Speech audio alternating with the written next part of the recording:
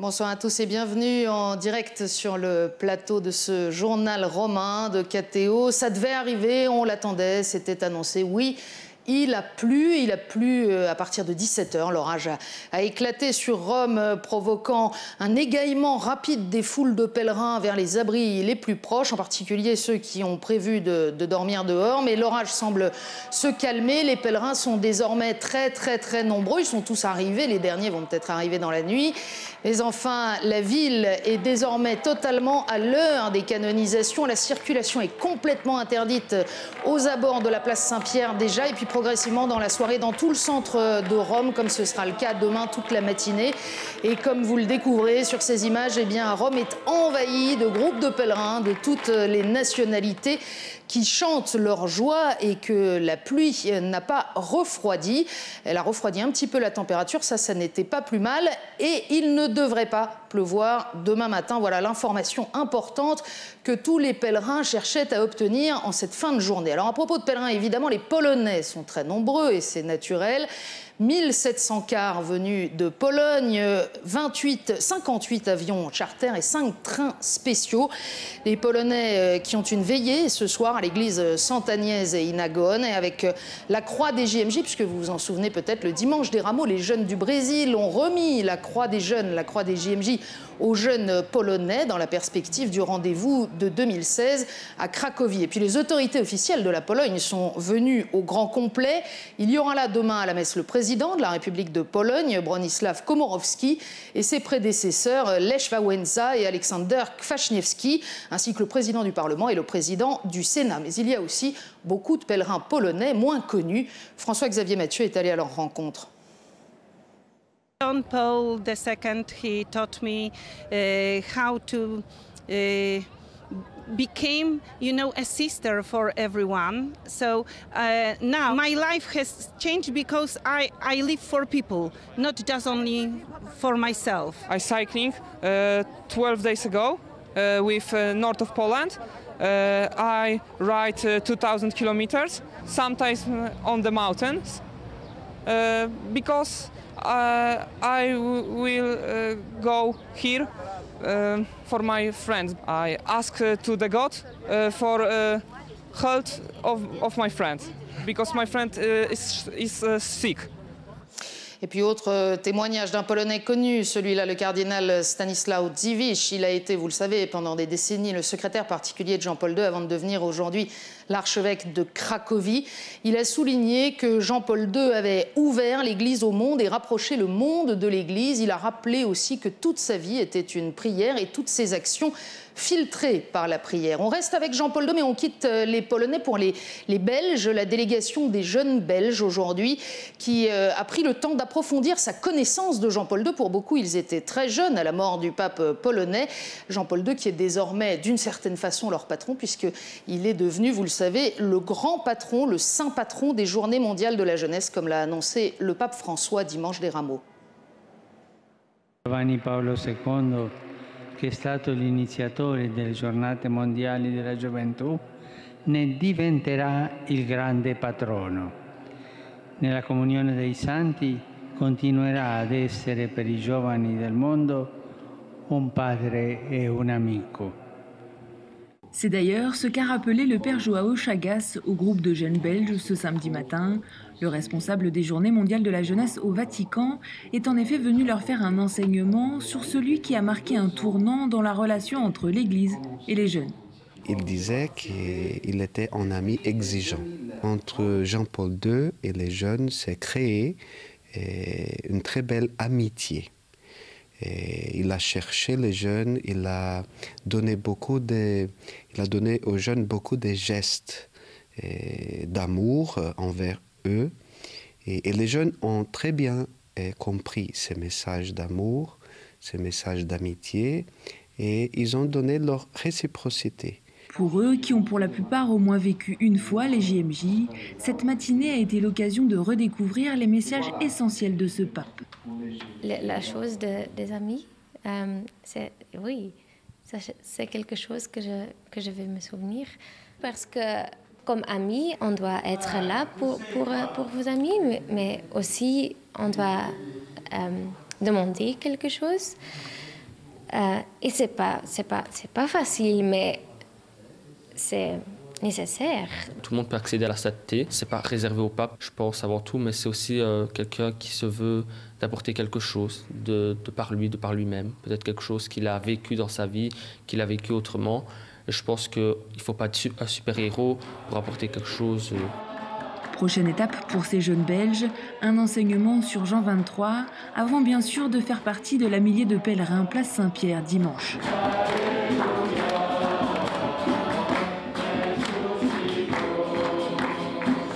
Reportage de Marine Wolf au collège belge. Alors, on approfondit ici, bien sûr, les enseignements de Jean-Paul II au cours de ces journées de pèlerinage. Mais on rend gloire à Dieu aussi pour le service rempli par le pape Jean-Paul II pour l'exemple de sainteté qu'il a donné. C'est comme ça qu'ont voulu le fêter les jeunes de la communauté Shalom hier soir au centre de la jeunesse Jean-Paul II, ce centre destiné aux jeunes au cœur de Rome qui a ouvert après les JMJ de Rome en l'an 2000. Une veillée de pop louange. Reportage. Ton amour est plus fort que tout. Ton amour est plus fort que tout. Ton amour est plus fort que tout. Facile, ok, vamos là. C'est une soirée de pop louange très festive qui a été organisée hier par la communauté charismatique Shalom. Cette communauté, née au Brésil, est très marquée par Jean-Paul II. Moïse, son fondateur, avait décidé d'offrir sa vie à Dieu lors du voyage du pape polonais dans le plus grand pays d'Amérique latine en 1980. Une relation que continuent d'entretenir les jeunes proches de la communauté. Son regard de sainteté m'a attiré, comme il a attiré beaucoup de personnes, beaucoup de jeunes. J'ai été dans les JMJ de Toronto, où j'ai pu être dans son dernier JMJ, et j'ai pu être très proche de lui. Et en ce moment-là, j'ai senti toute sa tendresse envers nous, les jeunes. C'est un moment de communion entre tous nos frères. Et Jean-Paul II, c'est un pape très important. C'est le premier pape que j'ai connu. C'est la signification du pape. Je l'ai compris avec Jean-Paul II. La majorité de ces jeunes connaissaient moins Jean XXIII. Certains d'entre eux ont cependant parcouru de nombreux kilomètres pour s'associer à sa canonisation. C'est le cas de Lassi, venu de Hongrie. Pope John XXIII, because he is my patron saint for confirmation. He has certain qualities which I find quite important. He's very spontaneous. He was quite a human. He was quite friendly with everyone and also optimistic. And all these qualities were based on his spirituality. Les jeunes de la communauté Shalom ont clôturé leur veillée par une adoration eucharistique, une manière de suivre l'exemple des deux papes fidèles toute leur vie à la prière devant le Saint-Sacrement.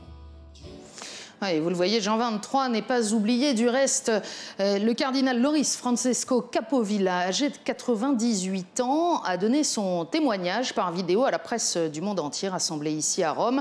Depuis Soto il Monte, le village natal de Jean XXIII, il a été le secrétaire particulier du futur saint à Venise. À partir de 1953, il est resté à ses côtés jusqu'à sa mort le 3 juin 1963. Uno di quei giorni, inginocchiato accanto al suo letto, io dissi a lui: Santo Padre, qui siamo alcune poche persone nella camera, ma se vedeste la piazza, credevo che riservato come era, il contrario ai complimenti, mi dicesse lascia perdere. Invece mi disse: è naturale che sia così, muore il Papa, io li amo, loro mi amano.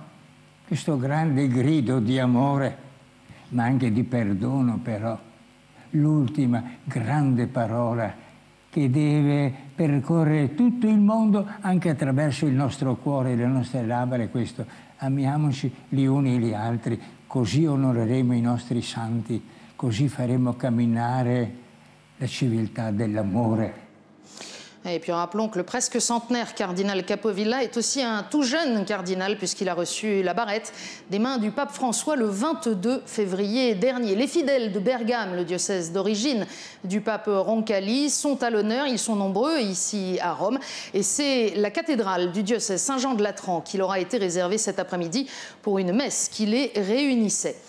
On s'intéresse maintenant aux pèlerins français. Ils sont eux aussi très nombreux et les églises françaises de Rome, on l'a dit depuis le début de ces journaux romains, les accueillent. La communauté catholique française ici à Rome a tenu à mettre les petits plats dans les grands pour être au service de ces pèlerins. Tôt le matin, à Saint-Louis-des-Français, au cœur de Rome, les pèlerins français arrivent au compte-gouttes. L'occasion pour Yvonne de discuter avec eux et de leur donner les conseils de dernière minute. On les oriente, on leur dit comment ça se passe parce que tout le monde évidemment voudra aller place Saint-Pierre, mais ce sera difficile, donc on mettra en place des écrans géants ici sur la place Farnèse et on essaiera de faire en sorte que les pèlerins se sentent vraiment chez eux. Bernadette vient d'arriver et fait déjà face à un petit souci de logement. Je risque fort d'aller dormir sur le pavé à proximité de la place Saint-Pierre, de passer la nuit sur le pavé avec les jeunes et d'avoir la joie de rentrer avec les millions de gens qu'il va y avoir sur la place Saint-Pierre dimanche matin. D'autres sont là depuis une semaine. Ils ont pris des vacances pour l'occasion. Mon mari en tout cas a pris des vacances pour qu'on puisse partir et vivre cet événement ecclésial en famille. Parce que pour nous, particulièrement Jean-Paul II était le pape de notre génération, un pape qu'on a beaucoup aimé. À quelques minutes de là, à Saint-Nicolas-des-Lorrains, une autre des 6 paroisses françaises de la ville, le flux des pèlerins grossit.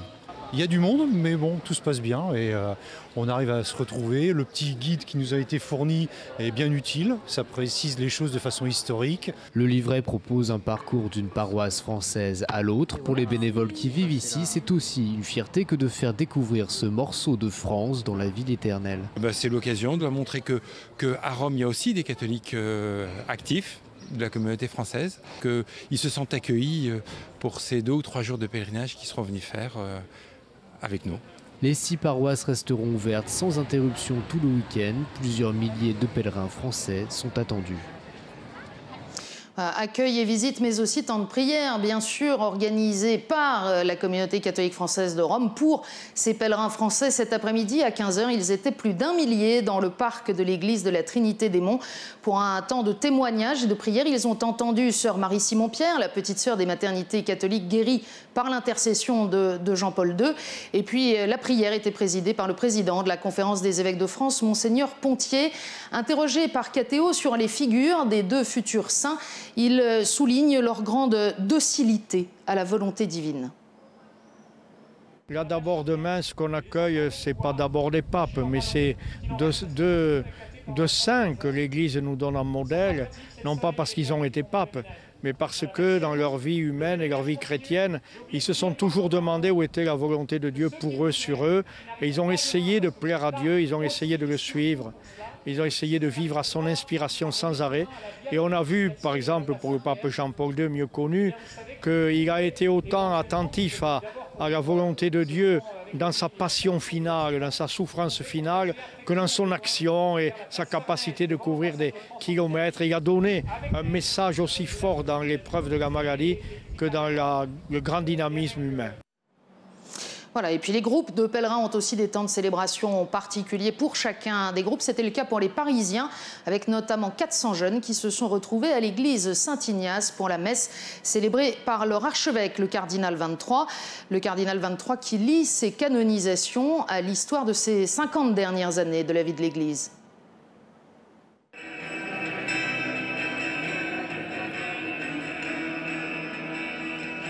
Je vis beaucoup de choses. Je vis d'abord la prise de conscience que je deviens vieux, puisque je suis, parmi les chrétiens d'aujourd'hui, quelqu'un qui a connu ces 2 papes en vie. Donc ça n'est plus si fréquent quand même.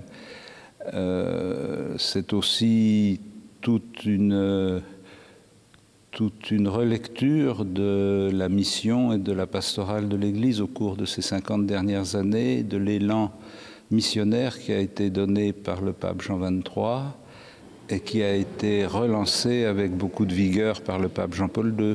C'est une certaine manière de célébrer aussi le 50e anniversaire du Concile, un peu plus de 50 ans maintenant, et de montrer comment ces 2 personnalités très fortes ont permis que l'Église trouve une voie renouvelée de sa mission dans le monde de ce temps. Voilà, et puis à propos de la France, toujours, vous savez que la France sera représentée en la personne de son Premier ministre, Manuel Valls, demain à la messe de canonisation. Manuel Valls qui a saisi l'occasion pour remettre directement au cardinal Roger Etchegaray les insignes de Grand Croix de la Légion d'honneur.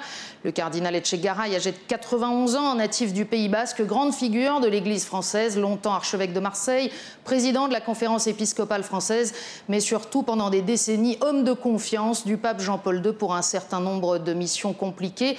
Il a répondu à nos confrères de Sel et Lumière sur les souvenirs de ces figures des deux futurs saints.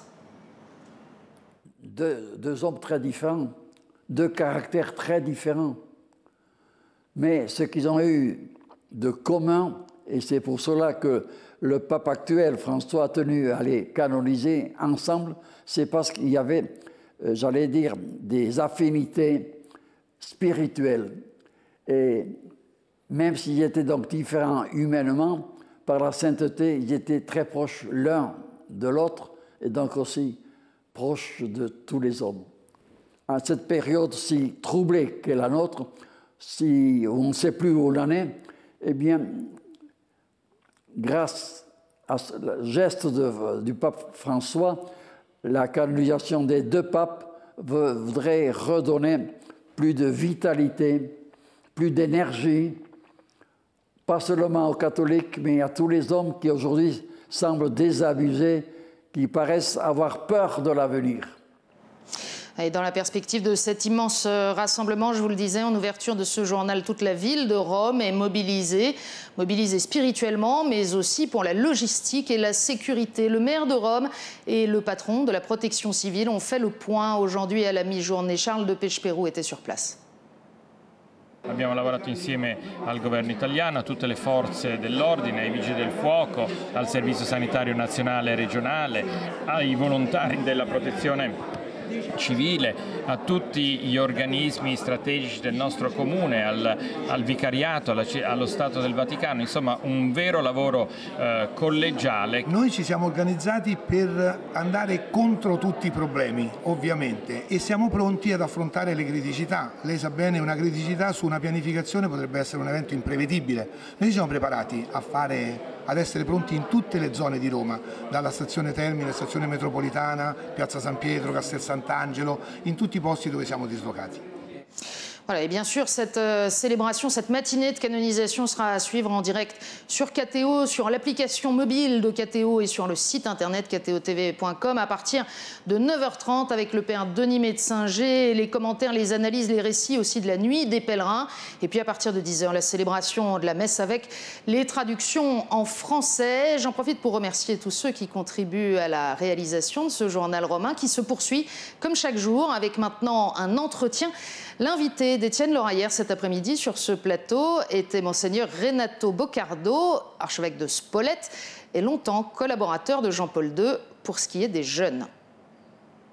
Monseigneur Renato Boccardo est aujourd'hui évêque de Spolète-Nursie depuis 2009. Monseigneur, bonsoir, un grand merci d'être là. Pendant les 13 dernières années de la vie de Jean-Paul II, vous avez été l'un de ses collaborateurs. Peut-être vous pourriez nous redire en quelques mots les occasions de collaboration à la section jeune, Conseil pontifical pour les laïcs. J'étais tout d'abord responsable de la section jeune justement du Conseil pontifical pour les laïcs. C'est le département qui s'occupe de la pastorale des jeunes en général et tout spécifiquement de l'organisation et de la célébration des Journées mondiales de la jeunesse. Denver, Manille. Alors voilà, j'étais donc responsable à l'occasion des célébrations de Denver, de Manille, de Paris et de Rome. Et puis j'ai été appelé à prendre en charge la responsabilité de l'organisation et du déroulement des voyages du pape. Donc c'était les derniers voyages de Jean-Paul II. La place Saint-Pierre, la Via della Conciliation, tout ça, vous connaissez ça par cœur, les rues autour de nous là. Oui. Pour autant, ces heures-ci sont très particulières, non? Oui, c'est impressionnant, je dirais, de penser que quelqu'un qu'on a connu, avec qui on a même mangé, si vous voulez, on ne l'a pas simplement vu de loin, mais on a partagé la vie de tous les jours. Eh bien, aujourd'hui, l'Église nous dit, c'est un modèle de vie chrétienne. Il a su suivre le Christ de tout près et tellement sérieusement qu'on peut essayer de l'imiter. Alors on l'entendait tout à l'heure avec les jeunes Belges, le rapport des jeunes avec ces deux papes. Alors je ne sais pas si vous connaissez aussi ce que Jean XXIII a entretenu comme relation avec les jeunes, mais pour vous, qu'est-ce qui est marquant au fond dans le rapport de ces jeunes, de ces papes avec la jeunesse? Mais je crois que les jeunes ont depuis toujours un besoin de paternité. De sentir qu'il y a quelqu'un qui les aime, au-delà de leur famille, bien entendu. Et bien alors, le pape Jean XXIII qui apparaît à la fenêtre le soir de l'ouverture du concile et qui dit, en rentrant chez vous, donnez une caresse à vos enfants et dites-leur que c'est la caresse du pape. Donc c'était cette paternité, cette humanité du pape qui devenait visible, on pouvait expérimenter. Jean-Paul II a développé tout ça. Et il n'a pas simplement parlé depuis sa fenêtre, mais il est venu au milieu des jeunes. Et il les a pris par la main et il l'a dit plusieurs fois d'ailleurs, il a voulu les accompagner dans le 3e millénaire. Oui, il y a eu cette intuition des Journées mondiales de la jeunesse, mais est-ce que pour vous, justement, il y a un lien entre ce lancement des Journées mondiales de la jeunesse et cette grande mission de faire entrer l'Église dans le 3e millénaire, tel que le cardinal Wyszynski l'avait dit à propos du pape Jean-Paul II. Jean-Paul II l'a écrit dans sa lettre en préparation au 3e millénaire. Là où il dit, si les jeunes d'aujourd'hui ont la chance de rencontrer le Christ et de connaître son évangile, ils auront la mission de transporter l'évangile dans le 1er siècle du nouveau millénaire. Je crois que c'est vraiment ce qu'il a essayé de faire. Prendre les jeunes générations par la main et les conduire, les faire rentrer dans le 3e millénaire. Il y a une image qui est très, très éloquente. Sur l'esplanade de Tor Vergata, lors de la journée mondiale de l'an 2000, il y avait une grande porte qui rappelait un peu la porte sainte. Et au début de la veillée du samedi soir, le pape a traversé la porte en donnant la main à 5 jeunes, chacun provenant d'un des 5 continents. C'était un peu l'image synthèse, je dirais. Donc il a voulu accompagner les jeunes générations, il les a fait rentrer dans le 3e millénaire et il leur a dit, bon, maintenant c'est à vous. C'est à vous de raconter l'histoire du Christ, c'est à vous d'être les témoins de l'Évangile. Et où est-ce que vous voyez, Monseigneur Bocardo, la marque de la sainteté dans cette présence aux côtés des jeunes et qui, j'imagine, tout au long de ces années a évolué? Ça fait évoluer l'Église aussi dans son rapport à la jeunesse, non? Voyez-vous, le pape a dit plusieurs fois, je suis un ami des jeunes, mais je suis un ami exigeant. Alors, les jeunes ont vu que ce qu'il leur proposait, ce qu'il leur demandait, c'était lui qui le vivait en premier. Donc, il y avait cette crédibilité du pape, et je pense que c'était ça le message. Ce qu'il proposait, une vie chrétienne authentique, sérieuse, même exigeante, eh il le vivait en premier. Et donc, il pouvait le proposer, il pouvait le demander. C'est l'enthousiasme pour l'Évangile que le pape vivait et qui transmettait par ses gestes, par ses paroles, par son attitude, qui a trouvé de la place dans le cœur des jeunes. Et donc, ils ont essayé de l'imiter. Ce qui est étonnant, c'est au fond la jeunesse d'aujourd'hui qu'on le croise dans les rues de Rome. Peut-être certains n'ont pas vraiment connu Jean-Paul II, ils sont beaucoup plus jeunes, ils continuent à venir aux Journées mondiales de la jeunesse et il y a un attachement. Hein. Et je crois qu'ils en ont entendu parler, ils ont lu certains de ces messages, ils héritent peut-être de leurs parents, des personnes plus âgées, un témoignage direct. Et donc ils continuent d'être fascinés par la personne et le message du pape. Je crois que Jean-Paul II a été un pape qui a vraiment marqué toute une génération. Et donc c'est les parents des jeunes d'aujourd'hui. Ou c'est les membres de la famille. Et donc il y a une appartenance, si vous voulez, une appartenance idéale, sentimentale à ce personnage. Et en même temps, on l'a entendu dès le début des Journées mondiales de la jeunesse, et on l'entend encore aujourd'hui, la critique autour de l'événement un peu feu de paille, circonscrit dans le temps, des Journées mondiales de la jeunesse. Comment le pape, Jean-Paul II, a porté ce souci de l'enracinement dans le quotidien? Il a toujours dit, la célébration de la journée mondiale, ce n'est qu'un moment. Et c'est le moment où tout un travail beaucoup plus long, plus patient, même fatigant, qu'on fait au jour le jour. Et donc il y a les paroisses, les mouvements, les associations, les groupes qui font de l'éducation à la vie et à la foi. Et de temps à autre, il y a un moment qui est spécialement visible. Et donc la journée mondiale, en soi, n'a aucun sens s'il n'y a pas une longue préparation et s'il n'y a pas un suivi après. Donc le pape a toujours dit, l'éducation à la vie et à la foi, on le fait au jour le jour. Et après, il y a des moments de célébration où tout cela prend une visibilité et ça devient un message pour le monde, pour la société d'aujourd'hui. Il y a des jeunes qui pensent que leur vie peut trouver un sens dans l'accueil de l'Évangile. Et la vie peut être réussie quand on essaye de mettre en pratique ce que l'Évangile nous propose. Au-delà de ce que l'on connaît, des images, des grands moments, est-ce que vous, il y a peut-être certains moments de la vie de Jean-Paul II auprès de ces jeunes qui restent gravés chez vous, dans votre mémoire? Il y a plusieurs moments, mais j'en rappelle un en particulier. Chaque fois que le pape allait rencontrer les jeunes, il se préparait dans la prière et par la prière. Une fois, il l'a dit d'ailleurs, je parle au Seigneur des jeunes que je vais rencontrer. Je ne les connais pas encore, mais lui, il les connaît déjà.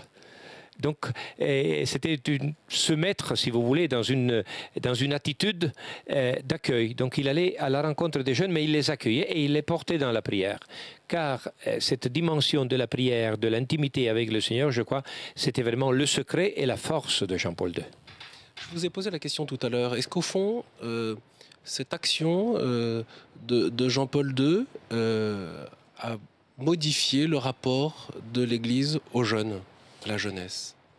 Il faut dire que l'Église a toujours été attentive à la présence et à la mission des jeunes. C'est vrai que Jean-Paul II a beaucoup souligné cette dimension. Et grâce à lui, grâce à cette passion qu'il a transmise pratiquement à l'Église tout entière, il y a eu des initiatives de pastorale des jeunes qui ont fleuri, qui se sont multipliées un peu partout. Et grâce aussi à la célébration des JMJ dans les églises locales, il y a eu une attention renouvelée vers la jeunesse.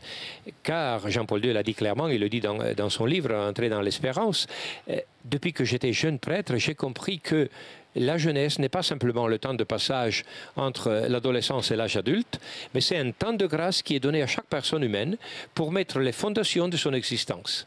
Car c'est au moment de la jeunesse où on fait les grands choix, desquels dépend le succès ou même l'échec d'une vie. En étant à ses côtés pendant toutes ces années, est-ce qu'il y a des aspects de son message, ou en tout cas de sa volonté, qui n'auraient pas encore été complètement mis en œuvre, entendus? Je crois que le magistère de Jean-Paul II a été tellement riche, et même dans le temps, pendant 27 ans, ça a été tellement riche et tellement varié qu'il faut du temps. D'ailleurs, le pape Benoît XVI, en commençant son pontificat, il a dit clairement je veux reprendre et développer ce patrimoine que le pape Jean-Paul II nous a laissé. Je crois qu'il faudra du temps pour bien comprendre et saisir en profondeur ce que le pape nous a laissé comme héritage. Donc c'est un héritage d'enseignement, de magistère, mais c'est un héritage aussi de vie. Et c'est beau de penser que maintenant, je le disais tout à l'heure, l'Église nous dit sa manière de suivre le Christ peut être idéale. Donc on peut apprendre de lui. Et on voit d'ailleurs que, au fond, ça marque l'histoire de l'Église, puisqu'après le pape Jean-Paul II, le pape Benoît XVI, puis le pape François poursuivent ces rendez-vous des Journées mondiales de la jeunesse, ce rapport à la jeunesse avec Cracovie en 2016. Que ce que Jean-Paul II a fait, ça a été quand même quelque chose qui demeure maintenant comme un patrimoine de l'Église universelle. On ne peut plus revenir en arrière. Et c'était beau de voir que le pape Benoît et aujourd'hui le pape François rentrent dans la même ligne. Et ils sont attentifs et ils sont passionnés par les jeunes. Et les jeunes comprennent tout ça. Et ils savent qu'ils sont importants pour le pape. Aujourd'hui, c'est François, hier c'était Benoît, avant-hier c'était Jean-Paul. C'est pas la personne du pape, mais c'est le pape. Et le pape qui est le pasteur de l'Église et qui dit aux jeunes, voilà, c'est à vous maintenant, c'est vous le présent, c'est vous le futur, c'est à vous de vous passionner de l'Évangile et de le transmettre, de le répandre autour de vous. Vous parlez des différents papes et en même temps du pape, du magistère du pape et de son rapport à la jeunesse. Ça va être très particulier. Je ne sais pas d'ailleurs si dans l'histoire de l'Église ça s'est déjà présenté, cette messe de canonisation demain, présidée par le pape François, concélébrée par le pape émérite Benoît pour la canonisation de deux papes. C'est une première. Deux papes canonisés à la fois. Et deux papes présents, le pape actuel et le pape émérite. Je pense que c'est un signe. D'un côté, l'Église continue d'engendrer des saints. Le peuple de Dieu qui accueille la force de l'Évangile engendre des saints et les papes, chacun vit son ministère au service du peuple de Dieu. Il y a eu le pape Benoît qui a fait les années de son pontificat et après qu'il a fait ce geste héroïque et je regarde, je m'approche du pape Benoît avec tant d'admiration et de gratitude et maintenant c'est le pape François qui prend la suite et qui dit voilà, nous sommes ensemble, chacun à son temps, nous sommes là au service du peuple de Dieu. C'est un beau signe de la communion de l'Église et de la richesse et de la diversité de la vie ecclésiale. Et qui donne peut-être aussi un nouvel éclairage sur la réalité de l'Église aujourd'hui. Mais pourquoi pas. Le pape, d'ailleurs, le pape François l'a écrit dans sa dernière lettre encyclique, ça ne suffit pas de dire on a toujours fait comme ça, il faut avoir de la fantaisie. Mais la fantaisie, ce n'est pas un sentiment, c'est plutôt quelque chose qui vient du discernement et on essaye d'interpréter la volonté de Dieu. Et donc l'Église change, mais la vérité, le trésor de l'Église qui est le Christ, qui est l'Évangile, demeure. L'Église rassemblée pour cette messe de canonisation. Merci beaucoup Monseigneur Bocardo. Pour ceux qui ont de bons yeux, on pourra chercher à vous retrouver sur la place Saint-Pierre. Ça ne sera pas facile, je pense que nous serons plusieurs. Un millier d'évêques attendus. Bien sûr, c'est une messe que vous pourrez suivre en direct sur KTO. Je vous renvoie d'ailleurs au site internet de KTO. Vous pouvez retrouver les lieux de retransmission de cette messe dans les paroisses, dans les sanctuaires. Merci pour votre fidélité à ce journal romain. Nous aurons la joie de vous retrouver avec Philippine de Saint-Pierre et toute l'équipe demain pour un nouveau journal romain à 19h40, rediffusion aux alentours de 22h10. Très bonne soirée à tous.